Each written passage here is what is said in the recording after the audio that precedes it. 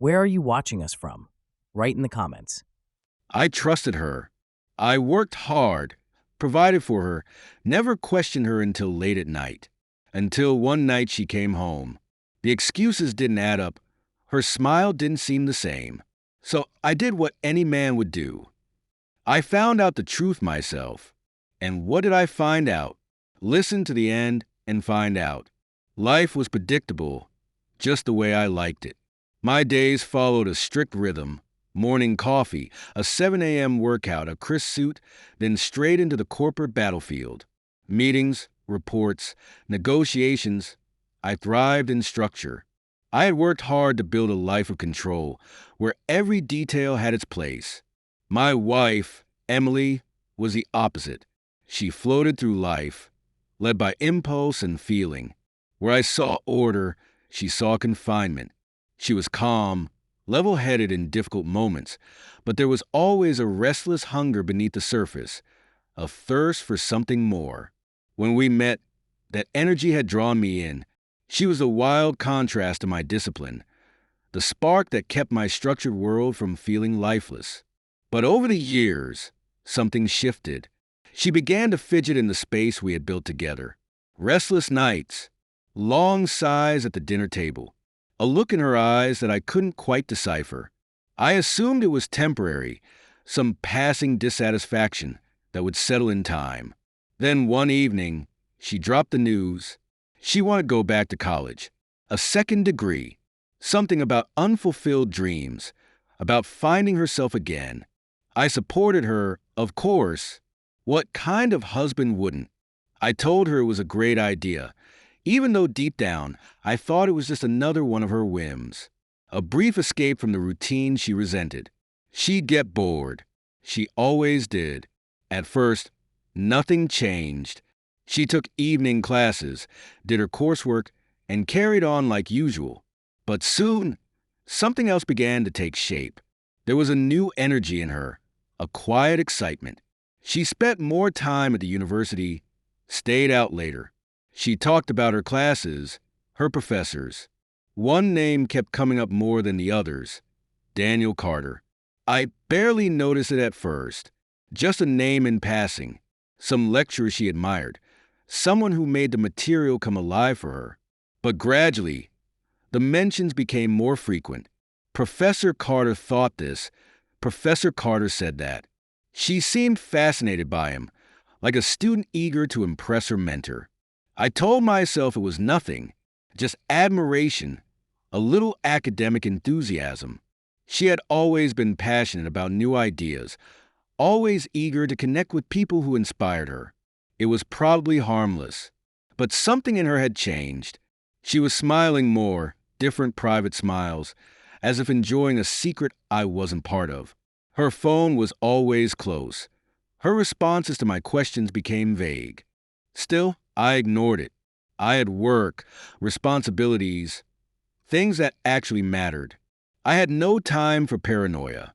But looking back, I should have seen it coming. I should have known that small shifts lead to bigger ones. That restlessness always finds an outlet. That no matter how tightly you think you control your world, cracks can form in even the strongest foundations. And once they start, there's no stopping what comes next. The change in Emily was subtle at first, small things that seemed insignificant on their own. She lingered at the university a little longer after class, spent more time buried in books, her phone lighting up with messages she answered too quickly. I told myself it was just her getting lost in the excitement of being a student again. She was always the kind to throw herself completely into something new. But then, she started dressing differently. Nothing drastic, just little changes. A new blouse, perfume I didn't recognize, makeup that seemed carefully applied rather than rushed. It wasn't for me. I knew that much. The name Daniel Carter continued to weave its way into our conversations. "He's brilliant," she said one night as she flipped through her notes, absent-mindedly chewing on the tip of her pen. "The way he explains things, it's like he just sees the world differently. It's inspiring. A professor, then, an intellectual, someone who made her feel alive in a way I no longer did. Still, I pushed it down. I wasn't the jealous type. I wasn't insecure. Emily was my wife, and we had built something solid, something real. She wouldn't throw that away over a few engaging lectures. But doubts crept in. She started coming home later than usual. Her excuses always airtight, but lacking the warmth they used to. Study group ran late. Professor Carter stayed after class to discuss the readings with us. Library was packed. Had to find another spot to work. Nothing I could outright challenge. Nothing that screamed guilt. But something felt off. One night, I decided to pick her up from campus. She hadn't asked me to, but I figured it would be a nice surprise. Maybe grab a late dinner together. The university was mostly empty by the time I arrived. Students trickled out of the main hall, some in groups, others rushing off alone. I waited near the steps, scanning the faces, expecting to see Emily any minute. And then I saw her. She was walking beside a man, tall, well-dressed, with an easy confidence. Even from a distance, I knew. Daniel Carter. He leaned in slightly as he spoke to her, his hand brushing against her lower back for just a second before falling away. It was quick, almost nothing, but I caught the way her body responded, the way she didn't move away, the way she smiled, soft, almost shy. I told myself it was nothing, that it meant nothing, but as I watched them walk together, their steps falling in sync, I felt something cold settle in my chest. I had built my life on control, on logic, on facts. But no amount of reasoning could shake the feeling that, for the first time, I was about to lose something that had always been mine. The next evening, I found myself outside the university again. I told myself I wasn't there to spy, just to ease my mind, to confirm that everything was innocent. The campus was quiet, the lecture halls mostly dark. I made my way through the building, searching for any sign of Emily, and then I saw a light glowing from one of the larger halls. Voices drifted through the open door. I stepped inside, staying in the shadows unseen. Emily sat at a desk near the front, Carter beside her, their faces close. Papers were scattered between them, but neither of them seemed to be paying attention to the work. Carter said something low, his voice smooth, practiced. Emily laughed softly. It wasn't the polite laugh she gave to strangers. It was real, intimate, the kind of laugh I hadn't heard from her in a long time. Then it happened. He reached for her hand, just lightly, just enough for his fingers to brush against hers. She didn't pull away. Time seemed to slow. My heart pounded in my ears. Emily shifted, her breathing unsteady. Carter hesitated, as if testing the moment, then leaned in slightly. Their faces were close now, inches apart. A long pause. Then the kiss. It was brief, restrained, but full of something electric. A moment charged with desire, hesitation, inevitability. Emily pulled back suddenly, eyes wide. This is... Her voice was barely a whisper. Carter watched her carefully. It doesn't have to mean anything, he said smoothly. Unless you want it to. For a long moment, she didn't move. Then, slowly, she exhaled, shaking her head as if clearing a thought. We can't. Carter studied her, his expression unreadable. Then he nodded, his lips curving into something between understanding and amusement. Of course. A lie. They both knew it. Over the next few weeks, Emily's deception became routine. She thought she was clever, covering her tracks, but I saw through every excuse, every lie. She spent more time at the university, coming home late with rehearsed explanations. Study group ran long.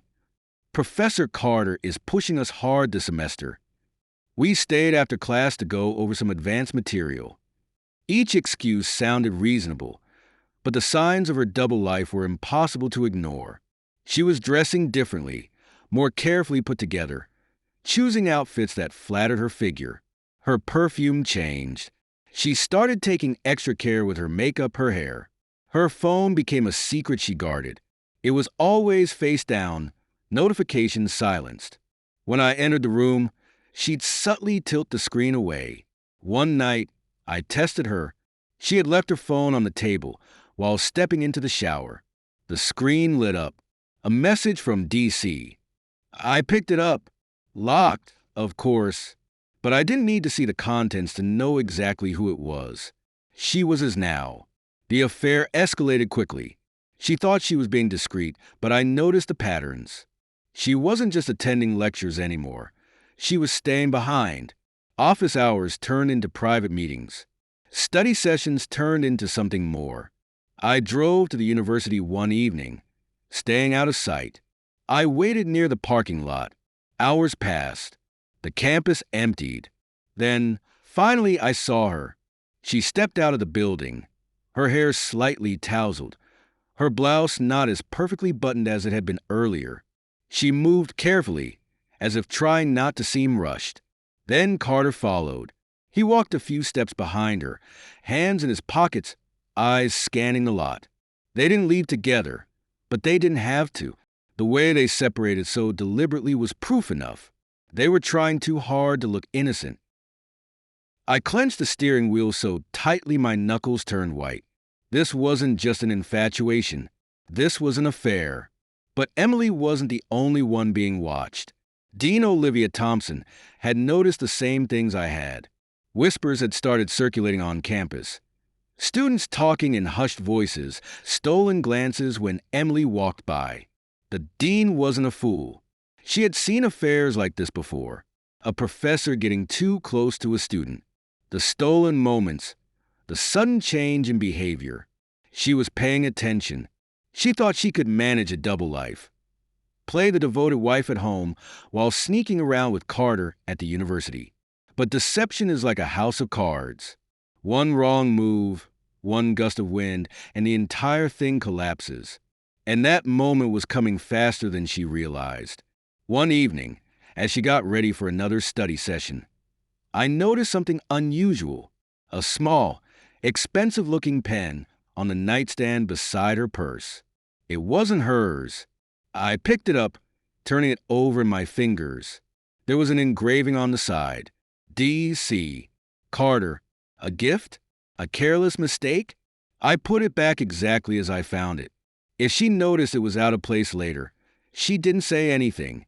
But my suspicions were confirmed. That night, I made a decision. If Emily wanted to play games, I'd play too.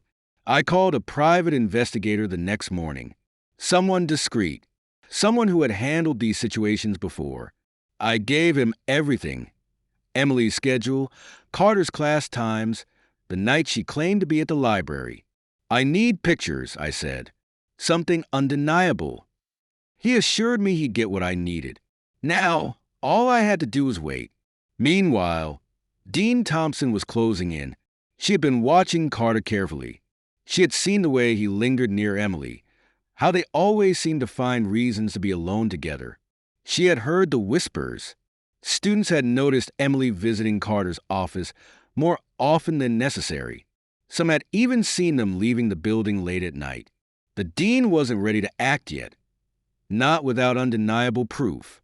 But she was watching, and she wasn't the only one. I decided to test Emily one more time. That evening, I told her I'd be working late. I wanted to see what she'd do when she thought I wasn't paying attention. As soon as I left the house, I parked down the street and waited. It didn't take long. 15 minutes later, she walked outside, dressed just a little too nicely for a study session. She got into her car and drove straight to the university. I followed, keeping my distance. She pulled into the parking lot behind the main building, where fewer people would see. A calculated move. Minutes later, Carter arrived. He parked on the opposite side, but I saw the way he glanced around before walking inside. Emily waited a few minutes before following. They thought they were being careful, but I had seen enough. I had all the proof I needed. Dean Thompson was watching. The private investigator was collecting evidence. Emily thought she was being careful. She thought her lies were airtight, but every affair leaves a trail. And now, The noose was tightening. The private investigator worked quickly. Within days, he had gathered everything I needed: photos, messages, witnesses, a picture-perfect betrayal. There they were, Emily and Carter, standing too close in his office, her hand on his chest, his fingers grazing her waist. Another photo of them slipping out of the university late at night, seconds apart but clearly together. Then, the final proof, a picture of them inside his car, lips inches apart, the tension unmistakable. It was done. I had her. Dean Thompson had been watching too. She had waited for the perfect moment, for undeniable proof. And then, she set her trap. It happened late one evening. Emily thought the campus was empty, that they were safe. Carter's office door was locked, the lights dimmed just enough to avoid suspicion.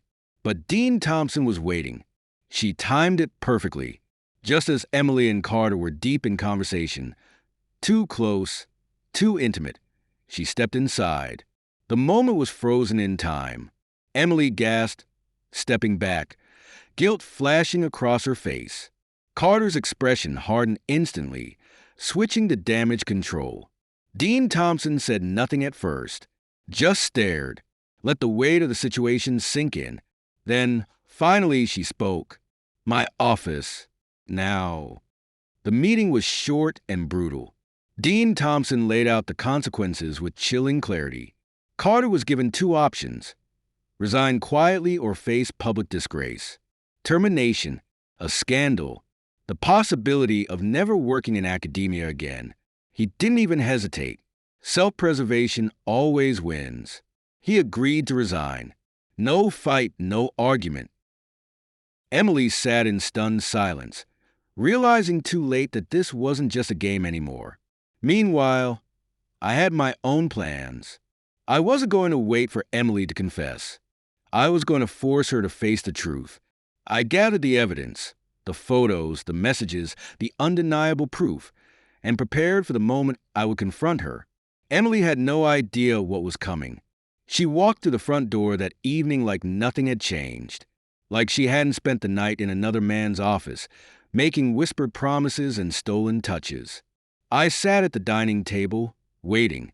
My laptop was open, the photos displayed in clear view. The air was thick with quiet tension. She noticed something was off immediately. "Everything okay?" she asked, setting her purse down. I didn't answer right away. I just turned the laptop toward her, letting her see. Her face drained of color. The pictures were undeniable. Her, smiling at Carter. Her, slipping into his car. Her, standing too close in an empty lecture hall, a moment away from a kiss. She didn't even bother with fake outrage. No pretending this wasn't what it looked like. Just silence. Then, finally, a shaky breath. "I can explain." I laughed. Cold, hollow. Explain? What was there to explain? "You've been lying to me for months," I said. "You don't get to explain." Her eyes darted to the screen, as if searching for a way out. "Mark, I cut her off. Just admit it." A long, heavy pause. Then, the dam broke. Tears welled in her eyes. Her lips trembled. And then the confession. She had been unhappy. She felt stuck. Carter made her feel alive again. She hadn't planned for it to go this far. All the usual excuses. The same tired script every cheater uses when they're caught. I let her talk, but I felt nothing. No sympathy. No anger. Just clarity. When she finally finished, her voice barely above a whisper, I leaned back in my chair and exhaled. "We're done." Her breath hitched. "Mark, please. I want a divorce." Her hands trembled. "You don't mean that." I stared at her. I've never meant anything more in my life. She didn't beg. Not really. Oh.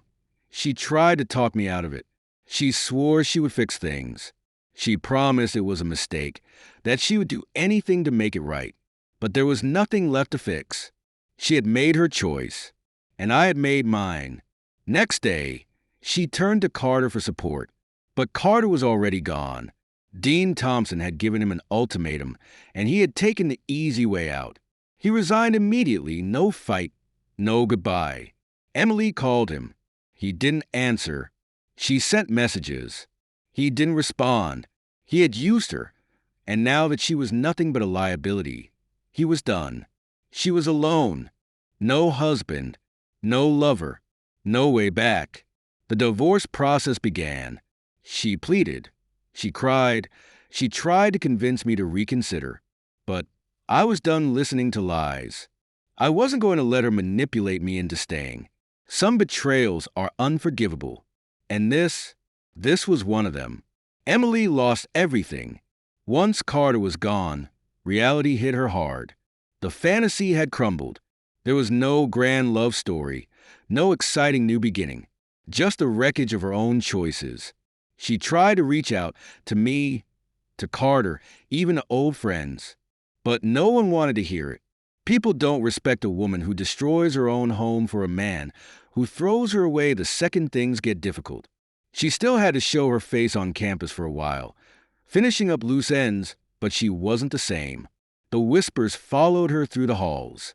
She wasn't the bright, eager student anymore, just a woman who got too close to the wrong professor. The shame became unbearable. She dropped out before the semester even ended. The divorce was swift. I had no reason to drag it out. I wanted distance, a clean break. She fought for time, for second chances.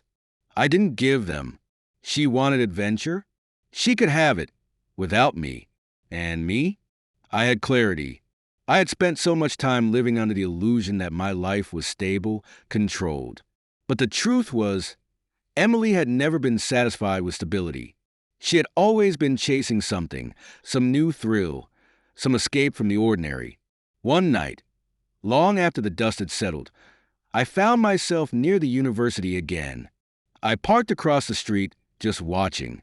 The campus was quiet, almost empty. But in the dim glow of the lecture hall windows, I saw a lone figure sitting inside. Emily. She was at one of the desks, staring at nothing. A notebook sat in front of her, but she wasn't writing, just thinking. I knew what she was feeling. Regret, not just for losing me, but for losing herself, for throwing away everything she had built for a man who didn't even care enough to look back. But regret wouldn't change anything. What's broken stays broken. I put the car in drive,